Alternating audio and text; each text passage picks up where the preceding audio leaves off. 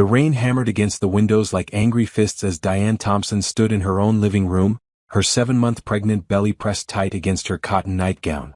The digital clock on the mantel glowed 2:47 a.m., but sleep was the last thing on anyone's mind in the small brick house on Maple Street.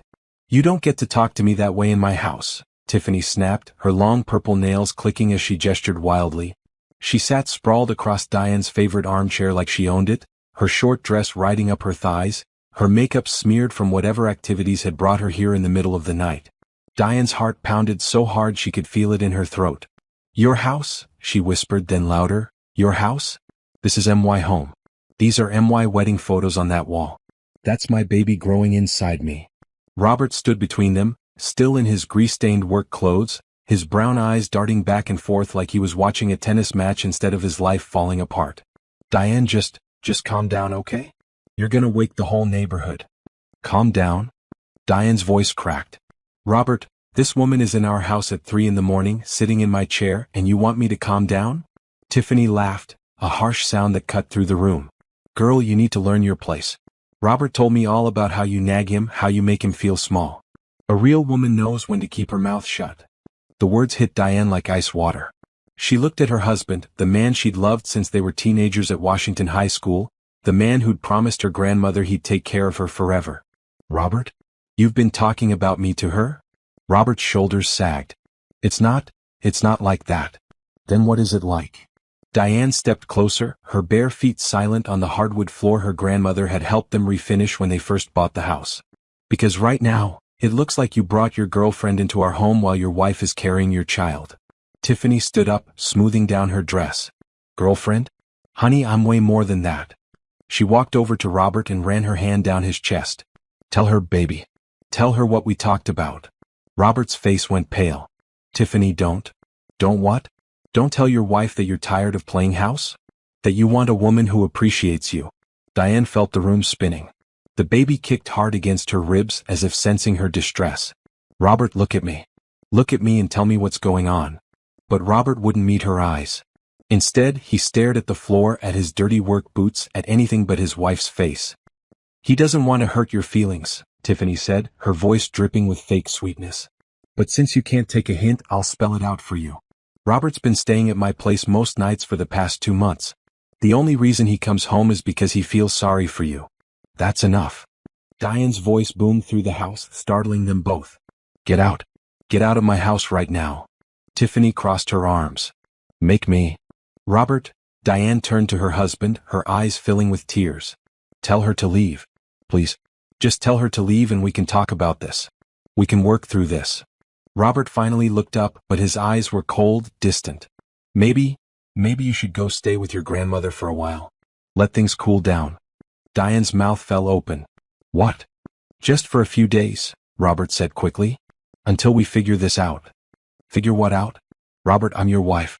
This is my home. I'm not going anywhere." Diane's hands instinctively went to her belly. "We're not going anywhere." Tiffany walked to the front door and opened it. The sound of rain grew louder, mixing with the rumble of thunder in the distance. "Actually, yes, you are." "Tiffany, what are you doing?" Robert asked. "What you don't have the backbone to do," she replied. Then she looked at Diane with eyes full of hate. "Get out." "I'm not leaving my house," Diane said, her voice steady despite her shaking hands. "Then I guess we'll see about that." Tiffany nodded toward Robert. "Choose. Right now. Her or me. But I'm not sharing you anymore, and I'm definitely not playing second fiddle to some nagging housewife." The silence stretched between them like a tightrope. Diane watched her husband's face, searching for any sign of the man she'd fallen in love with, the man who'd held her hand during her morning sickness, who'd spent weekends painting the nursery yellow because they wanted the baby's gender to be a surprise. "Robert." Diane's voice was barely a whisper. He looked at her, then really looked at her, and for a moment she saw something flicker in his eyes. "Regret? Well." But then Tiffany moved closer to him, pressing her body against his arm, and whatever had been there disappeared. "I'm sorry, Diane. I really am. But I can't keep pretending to be happy." The words hit her like a physical blow. Diane stumbled backward, one hand reaching for the wall to steady herself. "So that's it? 5 years of marriage and this is how it ends?" "It doesn't have to end," Robert said, but his voice lacked conviction. We can figure out custody and everything." Be mature about it. Mature? Diane laughed, but there was no humor in it. You want to talk about mature? Mature would have been talking to your wife before you started sleeping with someone else. Mature would have been going to counseling.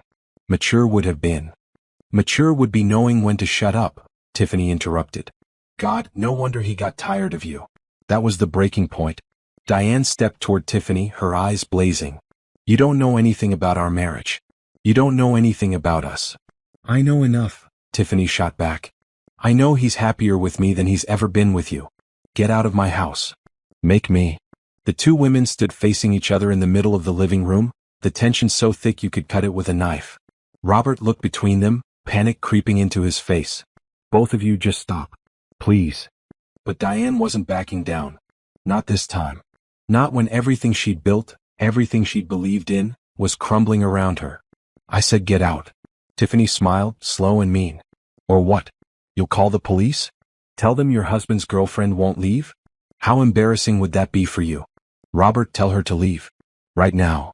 Robert ran his hands through his hair, a gesture Diane had seen 1,000 times when he was stressed.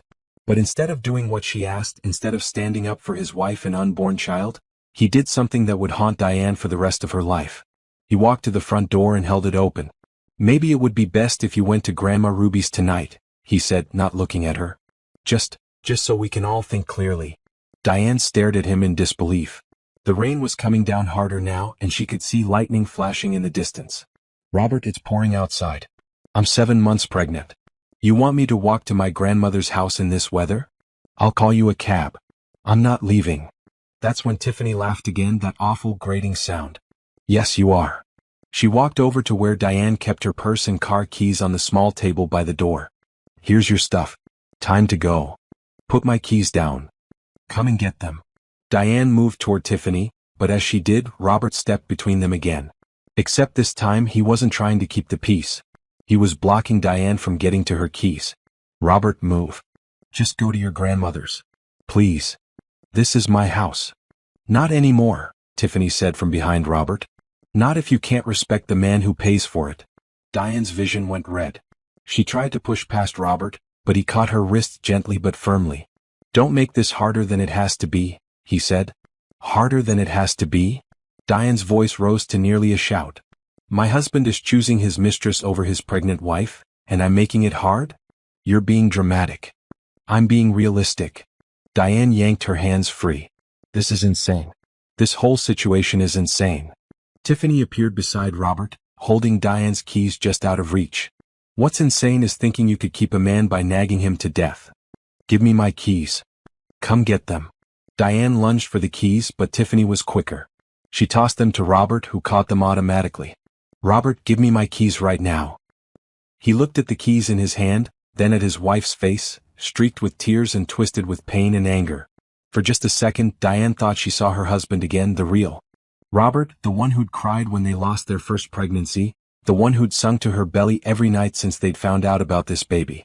But then Tiffany whispered something in his ear, something Diane couldn't hear over the thunder, and his face hardened again. Go to your grandmother's, he said, and his voice was cold as winter rain. We'll talk tomorrow. Give me my keys. No. The word hung in the air like a curse. Diane felt something break inside her chest, something that might have been her heart or her hope or just her faith in the man she'd loved for half her life. Fine, she whispered. Then louder, fine.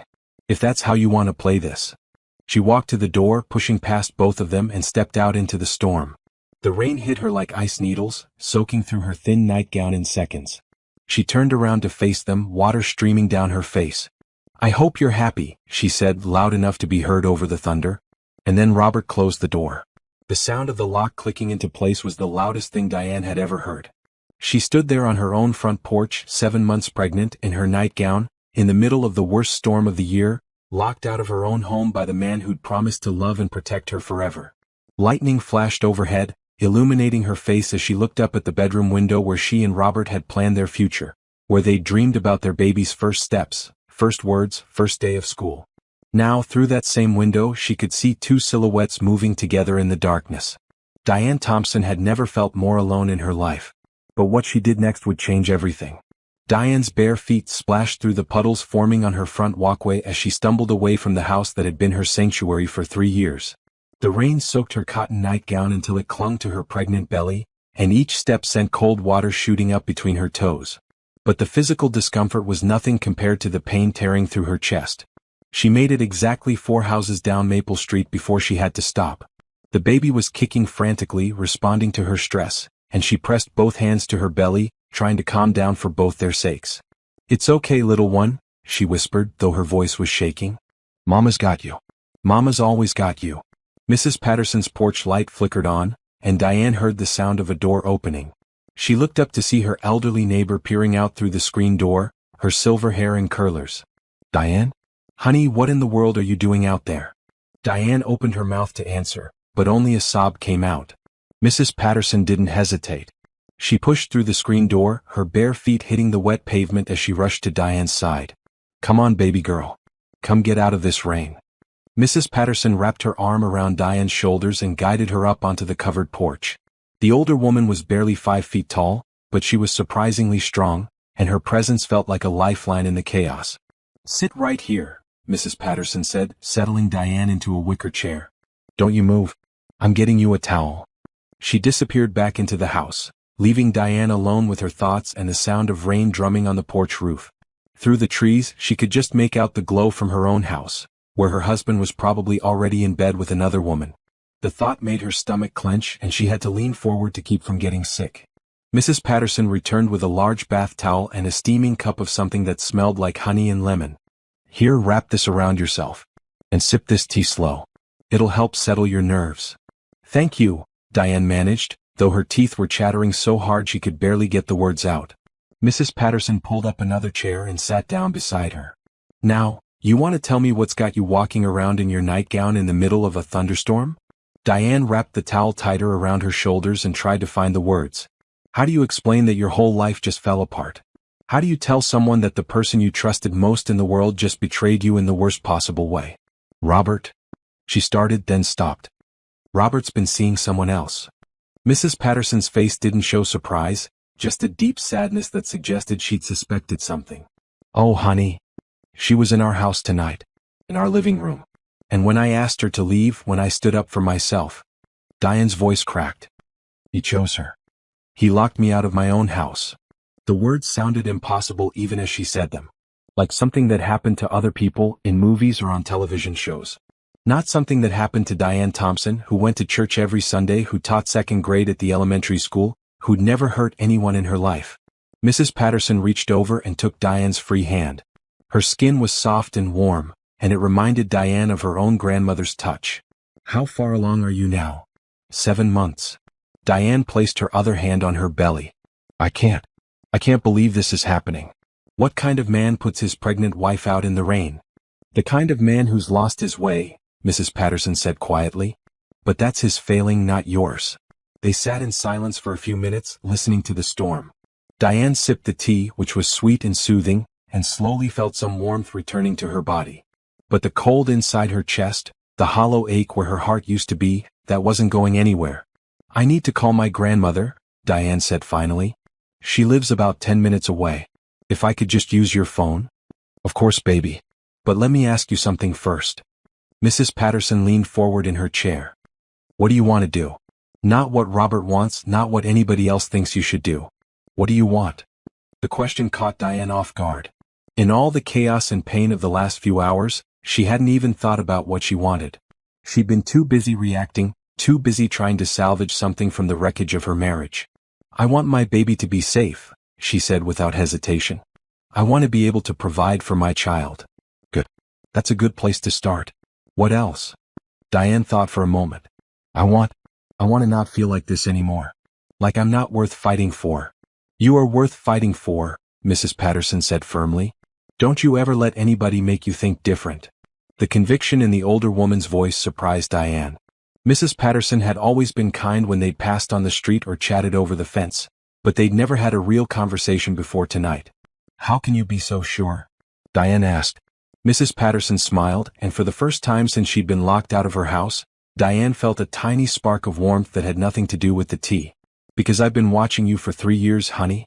I've seen how you carry groceries for Mrs. Johnson when her arthritis is acting up. I've seen you tutoring that little boy Jerome from down the street every Saturday morning. I've seen you working in that garden, making something beautiful out of nothing but dirt and seeds. Diane hadn't realized anyone had been paying attention to those small things. People who aren't worth fighting for don't spend their Saturdays teaching a struggling child to read, Mrs. Patterson continued. They don't plant flowers for the whole neighborhood to enjoy. They don't check on their elderly neighbors during snowstorms. She squeezed Diane's hand. You've got goodness in you, child. Real goodness. And that's worth more than any man who's too blind to see it. Diane felt tears welling up again, but these were different from the tears she'd cried in her living room. These tears felt cleaner somehow, like they might actually wash some of the hurt away instead of just making it worse. I don't know what to do, she admitted. I don't know how to be a single mother. I don't know how to start over. One step at a time, Mrs. Patterson said. That's how anybody does anything worth doing. One step at a time. Inside the house, a phone started ringing. Mrs. Patterson glanced toward the door, then back at Diane. You expecting a call? Diane shook her head, then realized it might be Robert. Maybe he'd come to his senses. Maybe he'd realized what he'd done and was calling to apologize, to beg her to come home. Mrs. Patterson went inside to answer the phone, and Diane held her breath, hoping against hope that this nightmare might be ending. But when Mrs. Patterson returned, her expression was grim.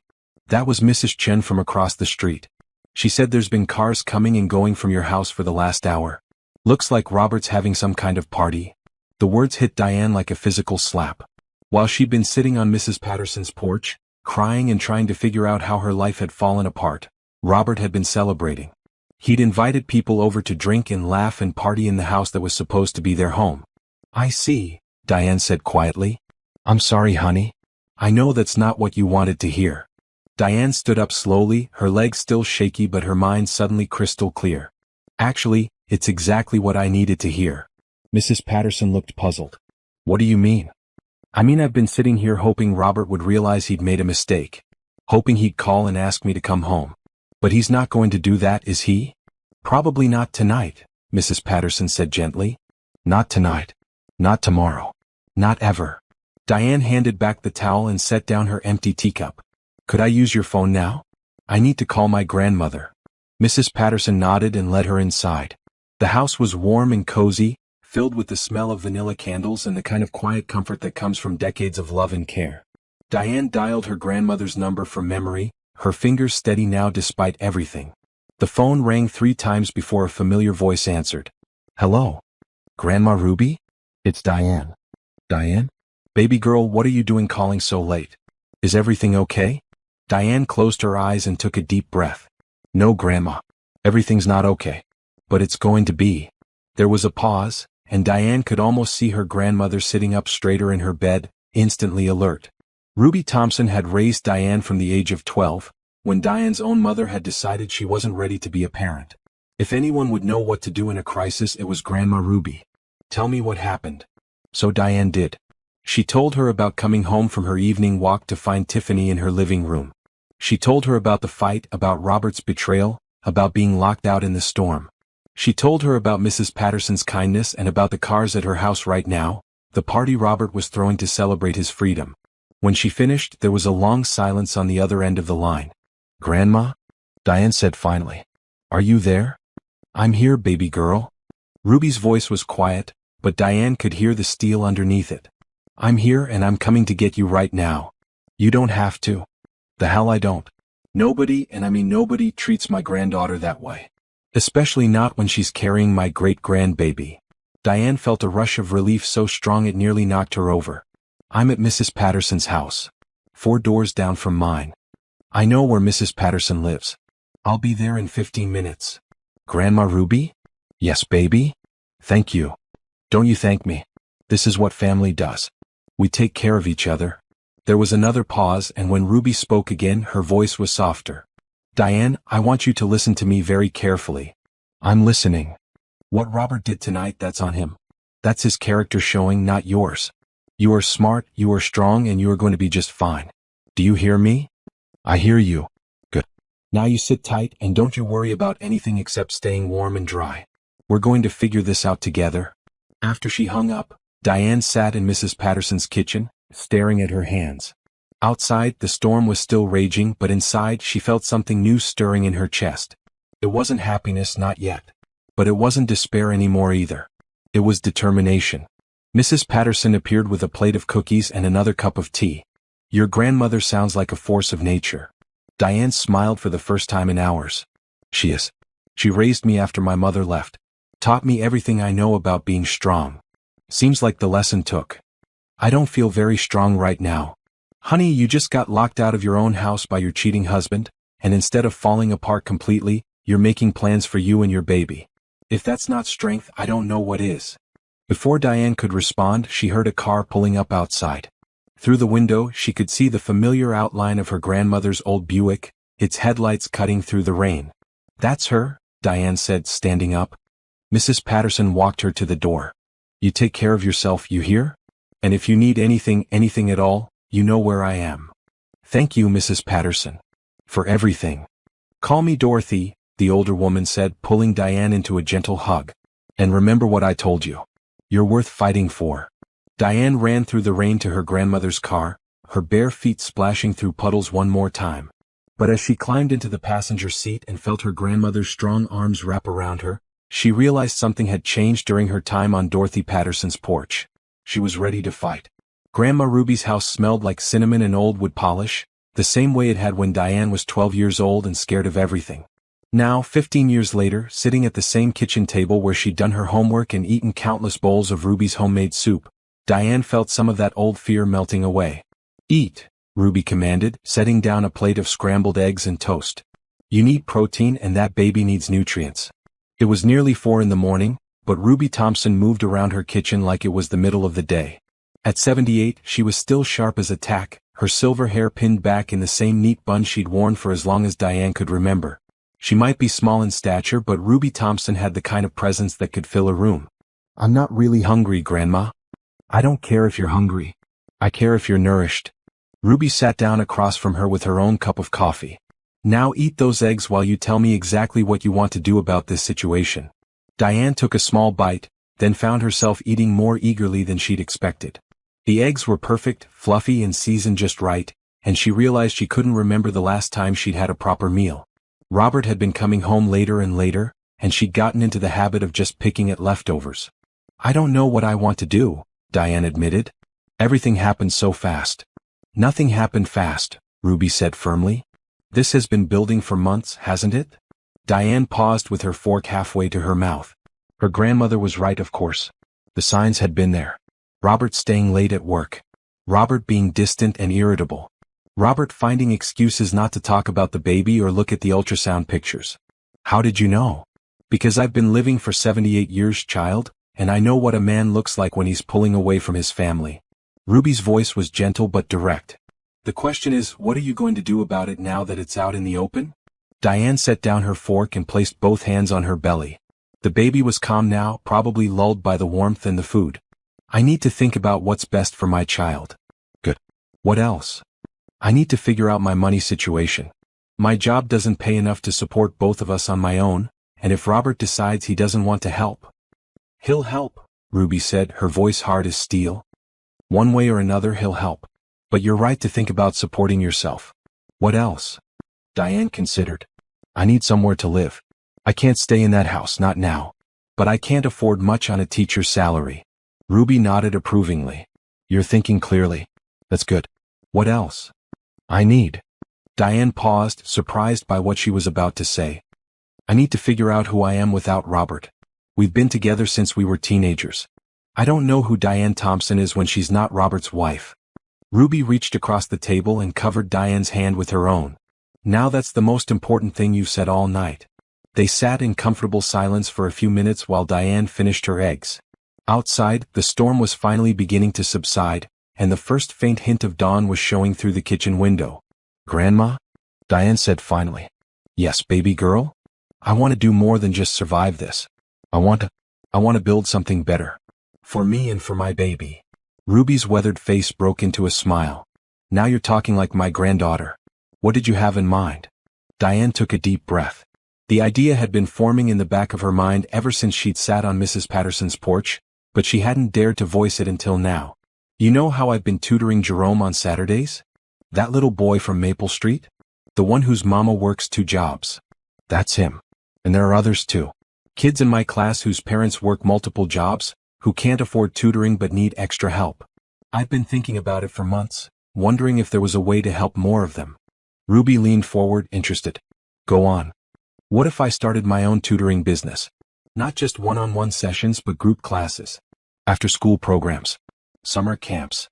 I could charge the families who can afford it and use that money to provide free services for the ones who can't. That's a big dream, baby girl. I know it is. But I'm good at teaching, Grandma. You know I am. And I know this community. I know these families and what they need. Ruby was quiet for a long moment, studying Diane's face. What would you need to make something like that happen? Diane had been thinking about this question for weeks, even before everything with Robert had exploded. Startup money. A space to hold the classes. Transportation. Materials and supplies. And time to get it off the ground while still paying my bills. How much money are we talking about? I've been researching it. To do it right, to rent a proper space and get all the materials I'd need, probably around $15,000 to start. Ruby whistled low. That's not pocket change. I know. It's probably impossible. I wanted to dream for a minute, you know? Ruby stood up and walked to the kitchen window, looking out at the lightning sky.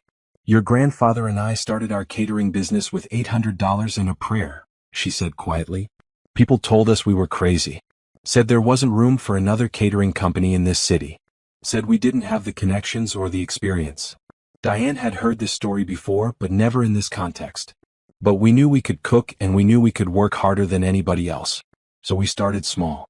Real small. Dinner parties for friends. Church events. Birthday cakes for neighbors. Ruby turned back to face Diane.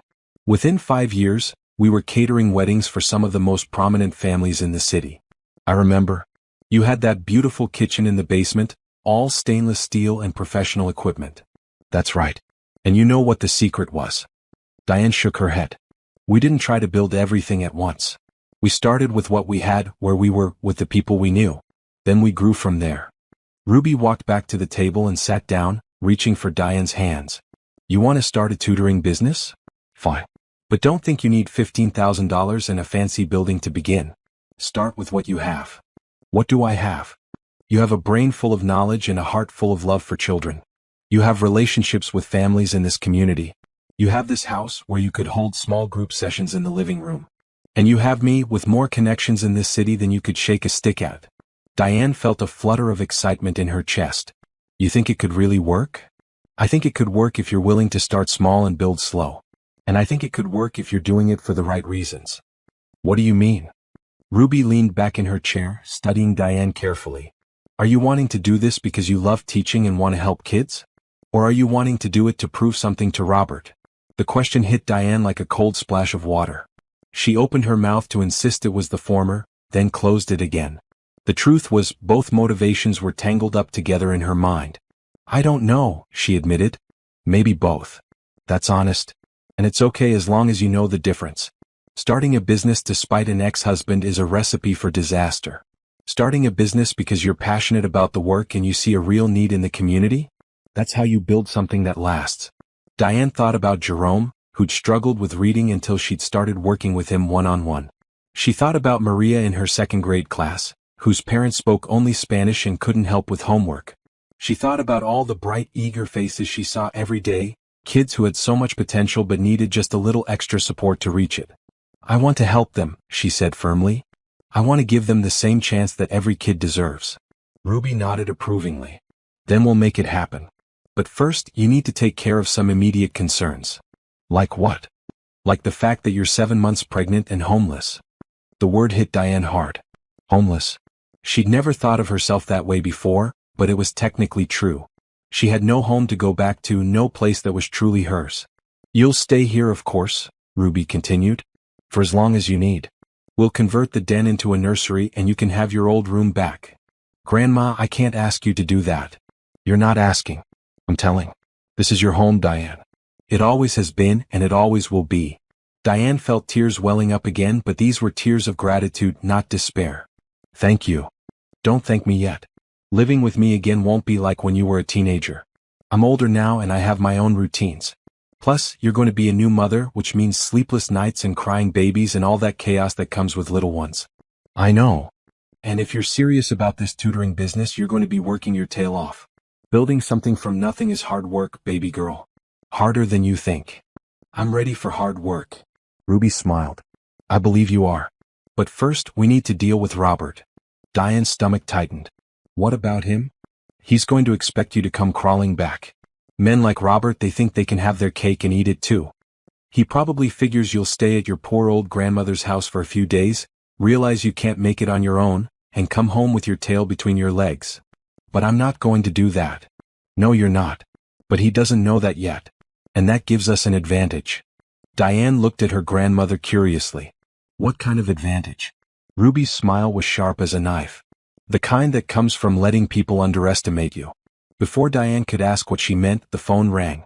Ruby glanced at the clock on the kitchen wall. It was just after 5 in the morning. Who would be calling this early? Diane asked. Ruby's smile grew wider. Let's find out. She answered the phone on the third ring. Ruby Thompson speaking. Even from across the table, Diane could hear the familiar sound of Robert's voice, though she couldn't make out the words. Oh, hello, Robert, Ruby said, her voice sweet as honey. Yes, she's here. Yes, she's fine. No, I don't think she wants to talk to you right now. Robert's voice got louder, more insistent. I see, Ruby said, still in that dangerously sweet tone. And what makes you think she should come home to a house where she's not wanted? There was more talking from Robert's end. And where exactly was this concern for your wife and child last night when you locked her out in the rain? Diane watched her grandmother's face, amazed at how calm she remained even as her words got sharper. Well, Robert, I'll tell you what. Diane and her baby are safe and warm here with me, and that's where they're going to stay for the foreseeable future. If you want to have a conversation about your marriage, I suggest you think long and hard about what you want to say first. Ruby hung up the phone without saying goodbye. What did he want? Diane asked. What I expected he'd want. He wants you to come home and act like nothing happened. Wants to sweep it all under the rug and go back to the way things were. And what did you tell him? Ruby's smile was fierce and proud.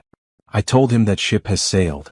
Diane felt something shift inside her chest, something that felt like courage taking root. So what do we do now? Now. Ruby stood up and began clearing the breakfast dishes. Now we get to work. You've got a baby to prepare for and a business to plan. And Robert Thompson is about to learn what happens when you mess with Ruby Thompson's family. Grandma, what are you thinking? Ruby turned to face her granddaughter, and Diane saw something in her eyes that was both loving and dangerous. I'm thinking it's time to remind this community what the Thompson women are made of. As the sun rose over Ruby Thompson's kitchen, Diane felt the last of her despair burning away, replaced by something much more powerful. Hope, determination, and the unshakable knowledge that she wasn't alone. The fight was just beginning, but for the first time since this nightmare started, Diane was ready to win. 2 weeks had passed since the night Robert locked Diane out of her house. 2 weeks of sleeping in her childhood bed at Grandma Ruby's, 2 weeks of planning and plotting and slowly building her courage. 2 weeks of Robert calling every other day, alternating between apologies and demands, never quite taking responsibility for what he'd done. But today was different. Today Diane was going back to Maple Street. She stood in front of Ruby's bathroom mirror, adjusting the collar of her favorite blue dress, the one that brought out the color of her eyes and showed off her growing belly in a way that was dignified and beautiful. Her hair was styled in soft waves and she'd taken extra time with her makeup, not because she wanted to impress Robert, but because she wanted to feel like herself again. You ready for this, baby girl? Ruby asked from the doorway. Diane turned to face her grandmother, who was dressed in her Sunday best despite it being a Thursday afternoon. Ruby wore a navy suit that she'd owned for 20 years but that still looked elegant and expensive, and her silver hair was perfectly styled. She looked like exactly what she was. A woman of substance and dignity who wouldn't be intimidated by anyone. I think so, Diane said, then corrected herself. No, I know so. I'm ready. Good. Remember what we talked about. Stay calm. Don't let him bait me into an argument. Stick to the plan. And remember that I hold all the cards, even if he doesn't realize it yet. Ruby nodded approvingly. That's my girl. Now let's go show Robert Thompson what he gave up. The drive to Maple Street took less than 10 minutes, but it felt like the longest 10 minutes of Diane's life. She watched familiar landmarks pass by, The corner store where she and Robert used to buy penny candy when they were teenagers, the park where they'd had their first kiss, the church where they'd been married 5 years ago. It all felt like a lifetime ago now. As they turned onto Maple Street, Diane's breath caught in her throat. There were cars everywhere lining both sides of the street, parked in driveways, even a few on the grass. It looked like the entire neighborhood was having a party. "What in the world?" Diane murmured. Ruby's smile was mysterious. "I may have mentioned to a few people that we'd be stopping by today." Before Diane could ask what she meant, she saw Mrs. Patterson Dorothy coming down her front steps with a covered dish in her hands. Behind her came Mr. and Mrs. Johnson from the house on the corner, and the Rodriguezes from across the street, and the Washingtons from 2 doors down. One by one, neighbors emerged from their houses, all carrying food, all walking toward Diane and Robert's house. "Grandma Ruby," Diane said slowly, "what did you do?" "I organized a little welcoming committee," Ruby said innocently. "People in this neighborhood care about you, Diane. They've been watching what's been happening and they wanted to show their support." Diane watched in amazement as more and more neighbors gathered on her front lawn. There was Jerome, the little boy she tutored, holding his mother's hand and waving when he saw her. There was Mrs. Chin, who barely spoke English but who had somehow managed to make a beautiful banner that read, "Welcome home, Diane," in careful block letters. "I can't believe this," Diane whispered. "Believe it," Ruby said. "Now come on. It's time to remind Robert who the real neighbors are rooting for." They parked in front of the house, and as Diane got out of the car, a cheer went up from the crowd. She felt tears prick her eyes as Dorothy Patterson rushed forward to give her a gentle hug. "How are you feeling, honey?" Dorothy asked. "Better," Diane said, and realized it was true. "So much better." More neighbors approached, offering hugs and words of support. Mrs. Rodriguez pressed a warm casserole dish into her hands. Mr. Washington told her that if she needed anything at all, she just had to call. Jerome's mother thanked her again for all the help she'd given her son with his reading. It was overwhelming in the best possible way.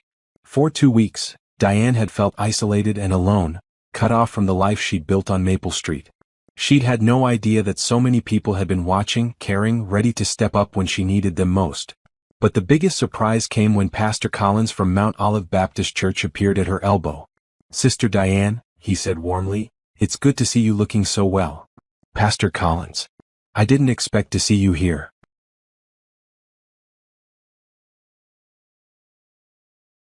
"Your grandmother called me. Told me about your situation." He glanced meaningfully toward the house, where Diane could see Robert's face in the front window, looking increasingly pale as he took in the crowd on his lawn. "She also told me about your plans for the tutoring center." Diane shot a look at Ruby, who was deep in conversation with a group of church ladies and pretending not to listen. "It's just an idea right now," Diane said carefully. "It's a good idea. A needed idea. The church has been looking for ways to better serve the children in our community." Pastor Collins smiled. "I'd like to discuss the possibility of partnering with you. We have space we could make available, and I believe our congregation would be very supportive of such a ministry." Diane's heart started racing. "Are you serious?" "Very serious. Why don't you come by my office next week, and we can talk about the details?" Before Diane could respond, the front door of her house opened and Robert stepped out onto the porch. He was dressed in his work clothes, his hair uncombed, and he looked like he hadn't slept well in days. His eyes swept over the crowd of neighbors, and Diane saw confusion and growing panic in his expression. "What's going on out here?" he called out, trying to sound authoritative but failing. Dorothy Patterson stepped forward, her small frame somehow commanding the attention of the entire crowd. "We're here to welcome Diane home," she said loudly. "She is home," Robert said, but his voice lacked conviction. "This is her house." "Is it?" Dorothy asked innocently. "Because 2 weeks ago you locked her out of this house in the middle of a rainstorm. That doesn't sound like the behavior of a man who considers this his wife's home." A murmur ran through the crowd. Robert's face flushed red. That's between me and my wife." "No," came a voice from the back of the crowd. It was Mrs. Johnson, the elderly woman who'd lived on this street for 40 years. "It stopped being between you and your wife when you made it everybody's business by putting on that spectacle 2 weeks ago." More voices joined in. We all heard the shouting. Saw the cars coming and going at all hours. Poor girl, 7 months pregnant and wandering the street in her nightgown. Robert looked increasingly desperate. "Diane," he said, focusing on her for the first time. "Can we talk? Privately?" Diane looked at her husband, soon-to-be ex-husband, she corrected herself, and felt nothing but pity. He looked small and scared, nothing like the confident man she'd fallen in love with. "We can talk," she said calmly. "But first I have some things to take care of." She walked toward the house, the crowd parting to let her through. Ruby fell into step beside her, along with Pastor Collins and Dorothy Patterson. They climbed the front steps together, and Robert was forced to step aside to let them pass. Inside the house, Diane was shocked by what she saw. The living room was a mess: empty beer bottles, overflowing ashtrays, pizza boxes stacked on the coffee table. The beautiful home she kept so carefully was trashed. But that wasn't the biggest shock. The biggest shock was Tiffany, sitting on the couch in a ratty bathrobe, looking hungover and hostile. She looked up when Diane entered, and her face twisted into a sneer. "Look what the cat dragged in," Tiffany said. Ruby stepped forward, and Diane had never seen her grandmother look so dangerous. "And you are?" "I'm Tiffany, Robert's woman." She said it like a challenge. Ruby smiled, and it was terrifying. "I see. And how long have you been Robert's woman?" "Long enough," Tiffany shot back. "Interesting." Ruby pulled out her phone and started scrolling through something. "Because according to the private investigator I hired, you've been seeing Robert for 8 months. 8 months while he was married to my pregnant granddaughter." The room went dead silent. Robert's face went white as a sheet.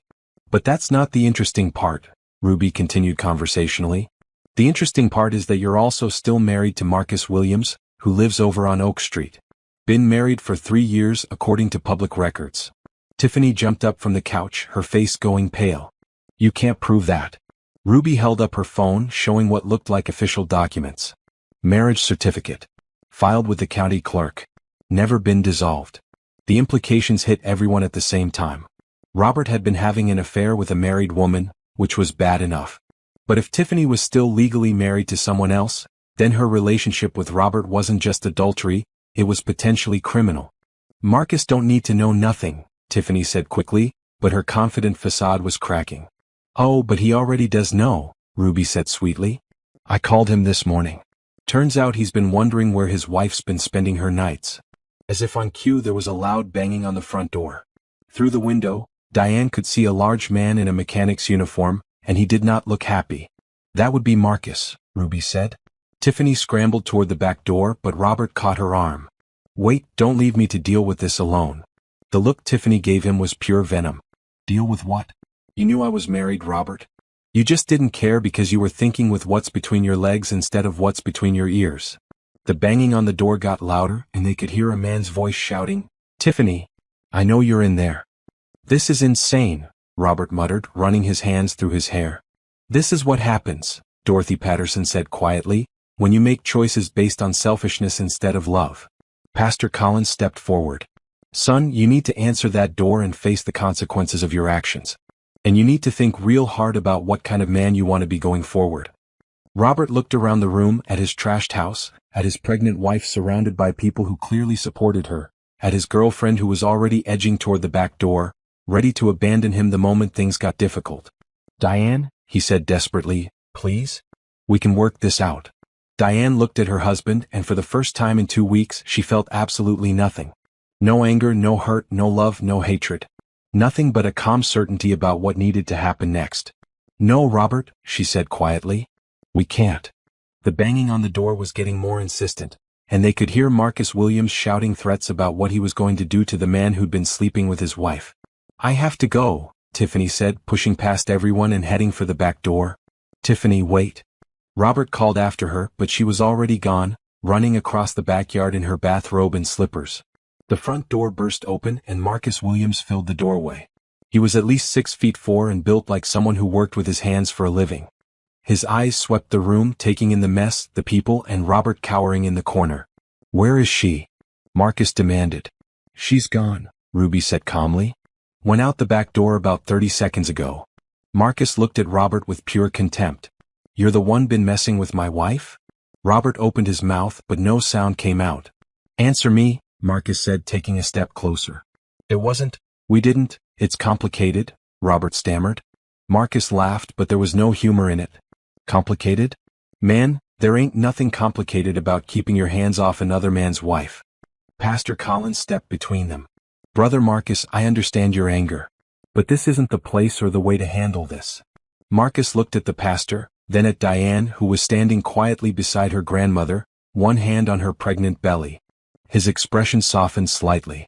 "Ma'am," he said to Diane, "I'm sorry about all this. I had no idea Tiffany was. I didn't know she was messing up somebody else's family too." "It's not your fault," Diane said gently. "We were all lied to." Marcus nodded, then looked back at Robert. "You and me were gonna have a conversation. But not here, not in front of these ladies."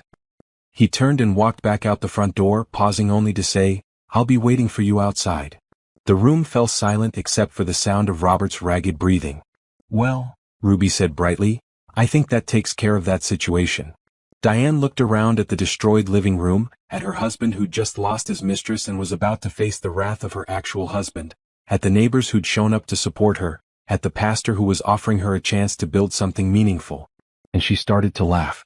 It started as a small chuckle, but it grew and grew until she was laughing so hard she had to sit down. Everyone stared at her in concern, but she couldn't stop. It was just so absurd, so completely ridiculous, that she'd wasted 5 years of her life on a man who was too stupid to realize he'd been having an affair with someone else's wife. "Honey," Dorothy said gently, "are you okay?" Diane wiped tears from her eyes and looked around the room at all the people who actually cared about her, all the people who'd shown up when she needed them most. "I'm perfect," she said, and meant it. "I'm absolutely perfect." Outside, they could hear Marcus Williams' voice raised in anger and Robert's voice pleading for understanding. But inside the house, surrounded by her real family and friends, Diane Thompson had never felt more free in her life. The shocking truth wasn't that Robert had been cheating, or that his mistress was married to someone else, or even that karma had finally caught up with both of them. The shocking truth was that Diane didn't care anymore. She was done with Robert Thompson, done with trying to save a marriage that had been over long before she'd realized it, done with making herself small to accommodate someone else's selfishness. She had a baby to prepare for, a business to build, and a community of people who actually valued her. And for the first time in months, the future looked bright. 3 months later, Diane stood in the bright, airy classroom at Mount Olive Baptist Church, watching 12 children work quietly on their math worksheets. The afternoon sun streamed through the tall windows, casting warm light over the cheerful yellow walls that she and Ruby had painted together just last week. "Miss Diane," Jerome called out, raising his hand. "I finished all my problems. Can you check them?" Diane walked over to his desk, her movements careful but confident. At 37 weeks pregnant, she was huge, but she'd never felt stronger or more purposeful in her life. Jerome's worksheet was perfect, all 20 multiplication problems correct, his handwriting neat and careful. "Beautiful work," she said, placing a gold star sticker at the top of his paper. "You've really mastered your times tables." Jerome beamed with pride. "My mama said I can read the sports page to her now. The whole thing without help." "That's wonderful. Reading is going to open up the whole world for you." It was true, and watching it happen was the best part of Diane's new life. In just 3 months, her after-school tutoring program had grown from 5 students to 18. Word had spread through the community about the pregnant teacher who was helping kids for free in the church basement, and parents had started driving from 3 neighborhoods over to bring their children to her classes. The program operated on a sliding scale. Families who could afford to pay the full rate subsidized those who couldn't pay anything at all. But Diane had discovered that almost everyone could contribute something, whether it was money or volunteer hours or homemade snacks for the kids. The community had rallied around the program in ways she'd never expected. "Miss Diane?" Maria, one of her second-grade students from the regular school, approached her desk. "My abuela wants to know if you need help with anything. She said she could come translate for the Spanish-speaking parents." "That would be wonderful, Maria. Tell your grandmother I'd love to talk to her about it." The program had evolved beyond just tutoring. They now offered homework help, reading circles, basic computer skills, and even a parent education component where Ruby taught budgeting and life skills. Pastor Collins had been right. The congregation had embraced the ministry wholeheartedly, with different members volunteering to help with everything from snacks to supplies to transportation. As the afternoon session wound down, Diane felt a familiar tightening across her belly. She'd been having Braxton Hicks contractions for weeks now, but these felt different. Stronger. More purposeful. "All right, everyone," she called out. "Time to pack up. Remember, we'll see you Thursday for Reading Circle." The children gathered their backpacks and folders, chattering excitedly about the books they'd be discussing. Diane watched them go with a mixture of pride and affection. These kids had become her extended family, and watching them grow and learn was more rewarding than any job she'd ever had. Miss Diane, Jerome lingered by her desk after the other children had gone. My mama wanted me to give you this. He handed her an envelope with her name written in careful cursive. Inside was a thank you card and a $50 bill. Jerome, this is too much. Your mother works so hard for her money. She said to tell you that you gave me something worth more than money. You gave me confidence. Diane felt tears prick her eyes. Even after 3 months, she still wasn't used to the gratitude from parents and children. She'd always loved teaching, but working with kids who really needed and wanted help was different from managing a classroom of 30 students with varying levels of interest. After Jerome left, Diane began cleaning up the classroom, moving slowly as another contraction gripped her middle. She was bent over, picking up stray pencils, when she heard familiar footsteps in the hallway. Diane? Baby girl, you in here? I'm here, Grandma Ruby. Ruby appeared in the doorway, looking stylish as always in a purple dress and matching hat. At 78, she had more energy than most people half her age, especially since she'd thrown herself into helping with the tutoring program. How was your day? Ruby asked, then took a closer look at Diane's face. And don't you dare tell me fine, when you've got that look on your face. What look? The look that says you're having contractions but trying to pretend you're not. Diane straightened up slowly, one hand on her lower back. They're probably just Braxton Hicks again. Ruby walked over and placed a gentle hand on Diane's belly, her experienced fingers assessing the tightness. Honey, I helped deliver 4 babies back in my day, including you. These don't feel like practice contractions to me. As if to prove Ruby's point, another contraction gripped Diane, stronger than the others. She had to stop and breathe through it, counting slowly until it passed. How long have you been having them? Ruby asked. Since about noon. But they weren't regular until the last hour or so. Ruby glanced at her watch. It's 4:30 now. That means they've been regular for an hour, and you didn't think to mention this. Why? Because I had kids to teach. Because I didn't want to be dramatic. Because... Diane paused as another contraction began building. Because I'm scared. Ruby's expression softened. Of course you're scared, baby girl. You're about to become a mother. That's the most beautiful and terrifying thing in the world. What if I can't do this alone? What if I'm not strong enough? Alone? Ruby laughed. Child, have you looked around lately? You've got more support than most people dream of. It was true. In the 3 months since she'd left Robert, Diane had discovered a community she'd never known existed. The neighbors on Maple Street had become like extended family. The congregation at Mount Olive had embraced her and her mission. Even strangers had started showing up to volunteer with the tutoring program after hearing about it through word of mouth. And then there was Dorothy Patterson, who had become like a second grandmother. Dorothy stopped by every morning with fresh coffee and wisdom from her 72 years of living. She'd helped Diane through the divorce proceedings, celebrated when the settlement gave Diane half the value of the house on Maple Street, and even helped her pick out baby furniture for the nursery Ruby had created in the back bedroom. I know I have support, Diane said. But when it comes down to it, it's just going to be me and this baby. I'm going to be a single mother. Ruby sat down heavily in one of the small chairs, looking oddly dignified despite the fact that her knees were nearly up to her chin. Let me tell you something about being a single mother. It's hard. I won't lie to you about that. But it's also the most empowering thing you can do. How do you mean? When you're responsible for everything, when you're making all the decisions and handling all the problems, you discover just how capable you really are. You stop doubting yourself because you don't have time for doubt. You just do what needs to be done. Diane felt another contraction beginning and gripped the edge of her desk. This one was definitely stronger than the others. Plus, Ruby continued, watching Diane breathe through the pain, this baby is going to be lucky to have you as a mother. Look what you've built in just 3 months. A successful business, a community program that's changing lives, a whole network of people who care about you and your child. The business isn't successful yet, Diane protested. I'm barely breaking even. You're 3 months in and you're already breaking even? That's more than successful, that's miraculous. Most small businesses take at least a year to turn a profit. It was true. The tutoring center was growing faster than Diane had ever imagined possible. Parents were driving from all over the city to bring their children to the program, and she'd already had to start a waiting list for the summer camp program. More importantly, it was working. Kids who'd been struggling in school were showing real improvement. Parents were getting more involved in their children's education. The community was coming together around the shared goal of helping all kids succeed. Grandma Ruby, Diane said as another contraction peaked, I think we need to go to the hospital. Ruby was already standing, moving with a quick efficiency that had served her well in decades of running a catering business. I've got your hospital bag in the car. Been carrying it around for 2 weeks just in case. Of course you have. And I called Dr. Martinez's office this morning to make sure she'd be available today. You knew I was going to go into labor today? Ruby smiled as she helped Diane gather her things. Baby girl, I've been through this before. I knew from the way you were walking this morning that today was the day. As they made their way slowly toward the parking lot, Diane felt a mixture of excitement and terror. This was it.